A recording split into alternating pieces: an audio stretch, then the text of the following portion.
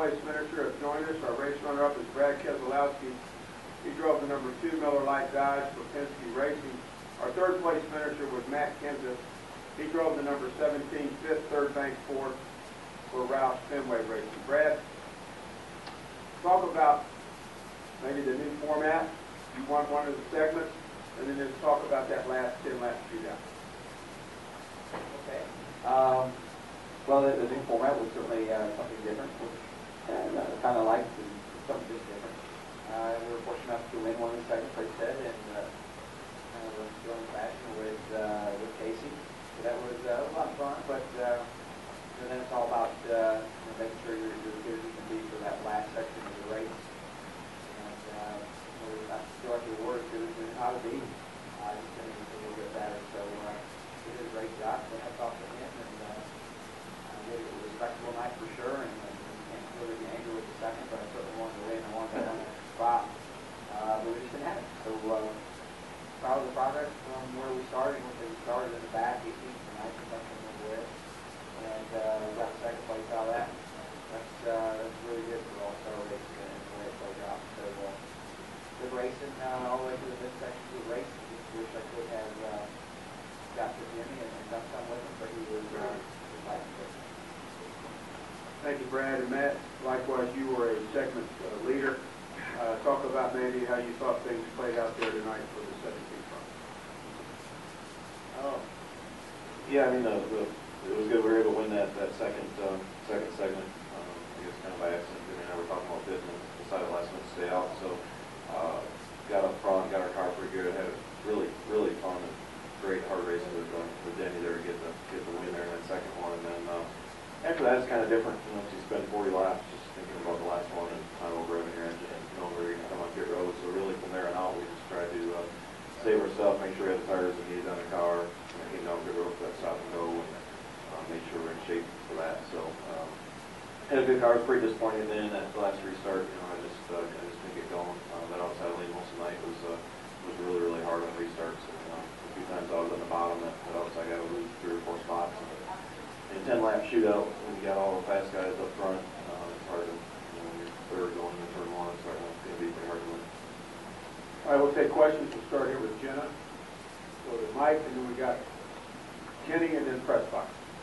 Jennifer, I see 2 questions for both of you. After you each won your segment, Matt, you went right to the back. Brad, you seem to have a little bit of a debate on whether or not that was the best strategy, but then ultimately racing in the back proved, I guess obviously the reason is so you stay out of trouble, but what goes into that? And then do you think that 10 laps is maybe too short on that final segment? Because it seems the last 2 years, once the leader gets out on the restart, the race is over. What was the question again? I'm kidding. After you won the segment, we won the second segment, so the end of the third segment, I ran hard for like 6 or 7 laps just to check our temperatures, make sure the car handled like we wanted and all that. But I guess there's a couple things. I mean, the way it's, I watched the 48 that they won the first one, so they didn't race at all for 60 rough laps, until the last 10. And I don't know. I think everybody else knows, but they seem to know what they're doing and pretty smart. So we kind of watched that too and kind of hung back as well. There wasn't really any reward for racing up through there if you knew you were going to come on through those seconds. So then, once you got your last set of tires to run the 4th segment, I think the goal, it sounds silly, but was to run as slow as you can and stay on the lead lap. Because if you knew everybody's going to stop and go, and you knew those were going to be your tires, for the last segment. So just kind of held on to that, and we were going to come on through road second, and concentrating on your second question. 10 laps too short? Yeah, it was way too short for me. I think that it's, for some reason, during the day this place gets really wide. You see people right up on the top and all the way on the bottom, and it seems like all last year it seemed to be trying to get a night at the bottom was just a lot better, and you really had to work the top hard to get by somebody like that. I was able to get by Denny. It took 15 laps at least under green, consecutive laps to get a wear down and get a run and get going. So for me, and you got somebody as fast as him out front, there's no way that I was going to have a shot, 10 laps. Maybe if I would have got out and almost stayed alongside of them, maybe. But 10 laps is, is kind of short. But yeah, the fastest car was out front, and so it was hard to beat that. We're here front row, Mike. Go to Kenny. I'm sorry, I want to grab those questions too, but in a shorter fashion. Brad gets First it. pass. Go ahead, Brad. Time delay. I mean, 10 laps, I don't think it was going to make a difference. If it was 100 laps, again, it would have been that fast. So, you know, you can't really do anything just under on that. Yeah, literally. Yeah. So, you know, I was doing all I could to get by him, but it wasn't meant to be. But, you know, passing is just where you go, especially when you have a really fast car. Other than that, you know, obviously there was a debate over whether or not to run hard or to, you know, conserve yourself. And I hate conserving race cars. I have to run hard. So I want to make sure that everybody on my team was on the same plan. And so I got to do it that time. So Mike, Kenny, in your press box. Go ahead. Mike, that's PressBreaks.com. For Matt, were you a little bit nervous knowing that Carl and Greg both had engine problems? And for Brad, he made a couple different stops there, I believe it was the third segment, or might have been fourth segment. Were you making a couple different tweaks with the car, or were they making sure you had time like that? Well, I didn't really see Carl's deal, but I saw Greg's explode. So whenever you have a teammate have something like that happen, you know, you certainly think about it, because you know, I'm sure there's different engine packages out there. I was pretty sure we had what they had. So one thing I felt a little better about is you know, in the last two segments we didn't have to run very hard. We flipped early, and I made sure I wasn't turning 9 or 9200, you know, just to kind of save it. And it was running cooler back there, you know, not being hot, you know, up there in the traffic and all that. So that made me feel a little bit better about it. But there's really nothing to do about it. You just run hard and hold it things together. Yeah, I mean, we're just trying to do better and trying to be as fast as we could. Working on it. You know, want to make sure we didn't miss anything. I know we were kind of Kenny, and then we'll go to press box. Go ahead. Kenny Bruce, according to you, Brad, you set out on good road to believe that the highlight on a restart just wouldn't go. Were you referring to the final restart, or was that a situation that you saw off on? No, I mean, I sucked up there too, but they can play better than that. I don't have really an answer for why it doesn't work in the Cup car. It's pure. But it's just the way it is. Just, all you do is kick the tires up there, and I don't really know why. So if you could figure that out, well, that'd be great. But yeah, I felt the same way. I echo the comments that Matt said earlier about it wasn't the right year. Press box, go ahead for questions. Lee Spencer for Fox Sports. Brad, it looks like you and the 22 car could both get up on your competition and at least sort of loosen up and make a pass. Do you think that had anything to do with the new car, or is it, you know, your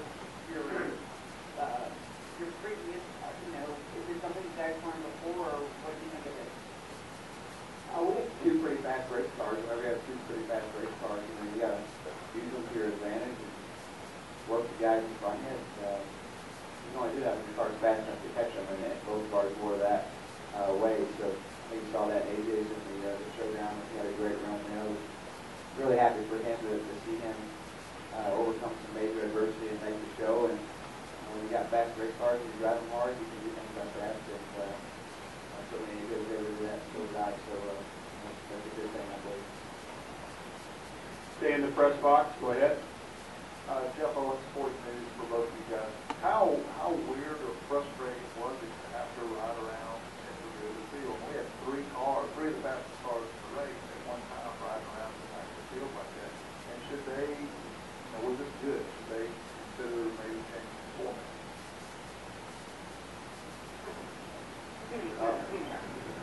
That's all I'll say, yes. I was just going to say ditto when you got done. It's kind of strange to ride around back there. I mean, you know, being drivers, and you know, all we were programmed to do is go as fast as you can, and be up on that edge as far as you can without wrecking it. And it's really hard to run slow like that and try to save it. And you know, just sit there for the 40 laps. Just me and thinking about that last restart, the last pit stop. You know, it's hard to get a read on your car if you're not running that hard and all that kind of stuff. So it is a little bit different. I'm probably the last one to know or to whether they should change the format, if it's good or bad. I think that's more with the fans. I think that this whole All-Star race is up to the fans. So I think pull in, see what they like, and go from there. Brad? You know? Yeah, I'll race whatever rules you have, and I'll race as hard as it takes to win. And that was what it took to win. So I feel great about it, but happy that we were good enough to win one of the segments. So Joe did have to win segments because of it. That was great, right? So we're just trying to help out that. That was our right? No. You're not going to say ditto? I said ditto before you said. Oh, that was not. No, it's just the way it is. Go ahead, Fred Fox. Nate Ryan, USA for both Matt and Brad. For an all-star race, this seemed like it was remarkably clean. I don't think there was caution for any accidents. It was also the debut of those new side skirt rules. Did those have much of an impact? And do you expect that, I know it's hard to predict, but do you expect that the 600 is going to be similar with the amount of clean racing we saw tonight again on next Sunday? I couldn't really tell much difference. I mean, it's a pretty small change. New grab placement. I didn't notice a really big difference to it. I did think, even though that last 10 there wasn't a lot of it, I thought it was maybe a little easier for me to pass than I thought. When I caught 11, I didn't think I was much quicker again and was able to maneuver around enough to get by him. But I think it was a pretty small change. I mean, I think these cars still got just on the sideboards. You know, when they got them big sides on there, it's always really a big assist to the driver to be able to catch it and not screen it out. So, you know, I think it was a little change. It certainly, I don't think it hurts anything to take some air off the cars. That's for sure. Go ahead. I thought you said it right, man. What if I disagree? Monty Gaston Gazette, I'll let you two work out which the ditto between yourselves. Given the pit crew advantage that Johnson had, given his victory in the first segment, if this race has been run 10 times, how many times do you think you would have won? Oh, yeah, if it's been run, I mean, he won the first segment, he had the advantage on pit road. Okay. If it's been run 5 times, how many times would he would have won? I don't know. It doesn't matter. We just run it once and that's it. I mean, I think that I don't know that I could do much better in the restart if I did it again in the outside lane. To be honest with you, it's pathetic as it looks. He had the fastest car, one of the fastest cars, and put the fastest car up front. You got a 5-time champion driving it. It's going to be hard to beat. Yeah, I mean, he started 6th, I believe, and drove to the lead in 20 laps. I think that's probably a pretty good indicator of the strength of his car, and I don't believe he passed anyone that was not good. He was leave it at that. So, I mean, passed Kyle, and Danny, and Lee Harvick, who's one more than you. Those aren't lobsters that he passed. He passed them in 20 laps. So I think that's a pretty good indicator of the strength of his effort. Whether that's car or driver, which you also don't know. But that's a pretty good indicator that he's got to be all night. So I would probably give it a 9 out of 10. How about that, Mike? Back downstairs, Bob, do you have a question? Bob Parker, Brad, I was wondering if you could talk a little bit about those time trips, because Field Jr. said he thought maybe the finish to your segment where you and Casey were side by side might not, that might have contributed to the ability for you to run side by side at the finish. I was curious to get your perspective. You know, I think it's a penny in a situation where you're looking for $1.